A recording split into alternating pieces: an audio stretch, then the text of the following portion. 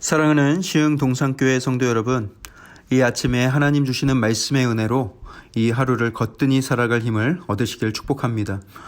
오늘 시동을 위한 메시지는 누가복음 5장 27절에서 39절까지의 말씀입니다. 누가복음 5장 27절에서 39절까지의 말씀. 오늘 말씀은 그 후에라는 말로 시작을 하고 있죠. 이 그 후에는 그 중풍병자를 고치신 직후를 의미합니다. 여전히 구름대 같은 사람들이 예수님의 꽁무니를 쫓아다니는 상황이었죠.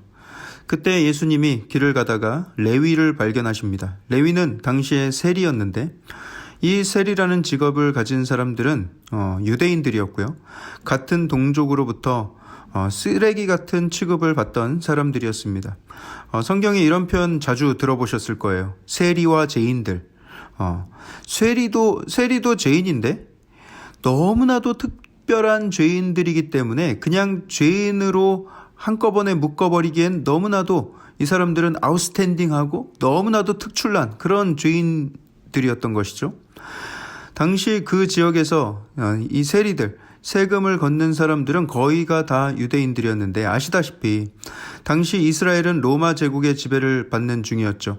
로마 정부에서 그 넓은 땅을 다스리면서 각 식민지마다 세금을 걷어들이는데 이 세금을 거둘 수 있는 권리를 로마의 부자들, 로마의 권력층들에게 팔았습니다. 그러면 그 권리를 취득한 사람들은 해당 지역에서 세금을 거두기 시작하는데 직접 거두는 게 아니라 그 지역 출신 백성들 중에서 사람을 사서 세금을 걷게 만들었죠. 자신들은 점잖게 뒤로 빠져 있고 하수인들이 알아서 자기 동족에게 세금을 걷어들이도록 한 것입니다. 큰 돈을 주고 그들을 고용해서 그런 일을 하게 만든 것이죠. 그리고 그 세리들은 로마 군대의 비호를 받으면서 그 일을 하게 되는 것이죠. 문제는 로마 정부가 요구한 만큼만 세금을 거두면 되는데 그럴 리가 있겠습니까? 로마 정부가 요구하는 액수만 다 채우고 나면 그 외에 거둬들이는 그 세금은 다 그 권리를 산 사람들이 갖는 거예요. 로마 정부는 얼마를 더 걷든 크게 신경 쓰지 않았습니다. 그러니 얼마나 많은 부정부패가 있었겠으며 얼마나 많은 착취가 성행했겠습니까? 아무리 억울해도 세금을 안 내면 곧장 로마 군사력이 개입이 되니까 안 낼 수도 없고 말이죠. 1년 내 일하면 뭐합니까? 세금으로 다 뺏기는데 이 유대인들이 그런 억울한 삶을 살아가고 있었던 거예요. 그 일에 앞잡이 역할을 하는 이 세리들 얼마나 미웠겠어요. 같은 동포라지만 로마 제국의 하수인으로서 같은 동포의 피를 빨아먹는 매국노, 우리로 따지자면 일제시대의 친일파 같은 존재들이 바로 이 세리들이었습니다. 그래서 사람들은 길가에서 세리를 만나면 침을 탁 뱉으면서 우리식으로 말하자면 소금을 뿌리고 말이죠. 그냥 보통 죄인과는 차원이 다른 독보적인 클래스를 지닌 죄인들이 바로 이 세리였다라고 할 수가 있습니다.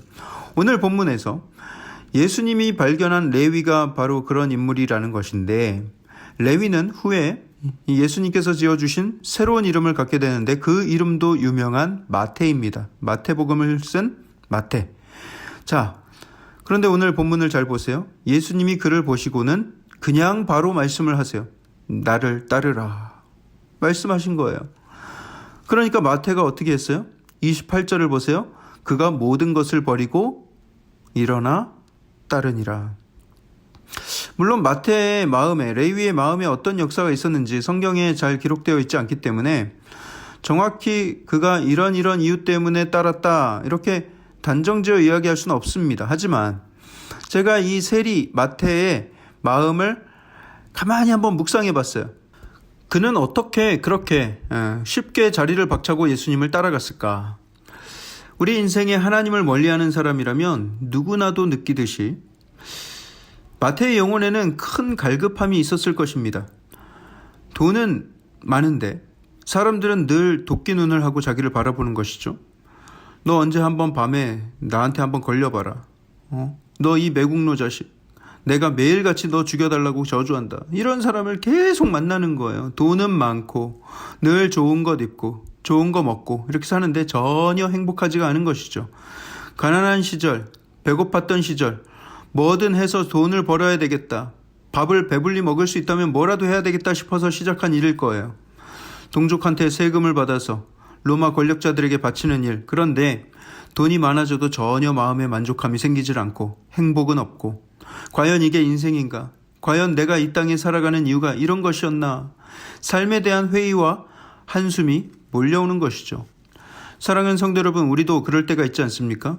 예수를 모를 때, 복음을 알지 못하며 살던 때에는 아무리 우리 인생에 좋은 것을 많이 누리고 또 즐겨도 그때뿐이지 인생의 허무함이 확 찾아올 때가 있다는 거예요. 뭔가 다 이룬 것 같은데 내 마음은 불안하고 허전하고 늘 외롭고, 그 육신은 채움을 받지만 그 영혼은 늘 갈급하고 늘 영양실조 같은 그런 상태인 것이죠. 육신을 위한 것은 열심히 채우며 살았는데 그 영혼의 갈급함은 전혀 돌보질 않은 것입니다. 눈에 보이는 것만 쫓아서 살면 그렇게 될 수밖에 없는 것이죠. 사랑하는 성도 여러분, 사막을 지나면서 목이 마르면 다른 거 다 필요 없습니다. 홍삼 액기스도 필요 없고 그 비싸다는 루아커피도 필요 없고 다 필요 없어요. 오직 갈증만 더하게 할 뿐이에요.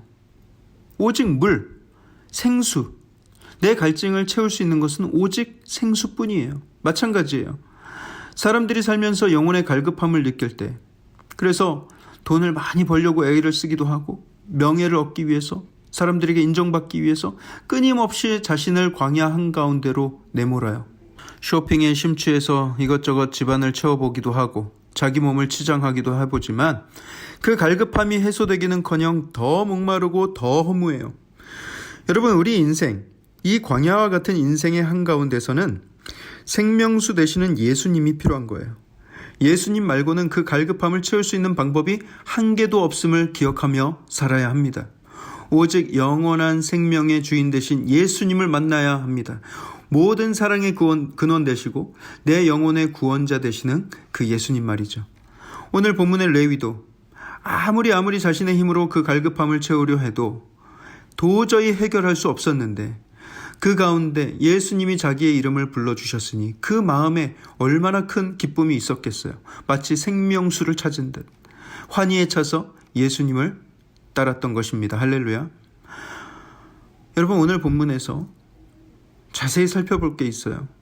예수님이 언제 레위를 부르셨는지, 레위가 무엇을 하고 있을 때 레위를 부르셨는지를 유심히 관찰해 보시기 바랍니다. 레위가 이미 다 회개하고 세리짓 한 것을 후회하고 회개하고 성전에서 눈물을 흘리고 기도하고 있을 때 예수님이 찾아와 주신 게 아니에요. 레위는 여전히 세관에서 세금을 걷고 있었어요.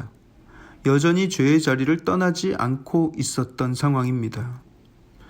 여전히 죄의 자리에 있었던 레위를 예수님은 친절하게 불러주신 거예요. 여러분, 이것이 얼마나 큰 은혜입니까?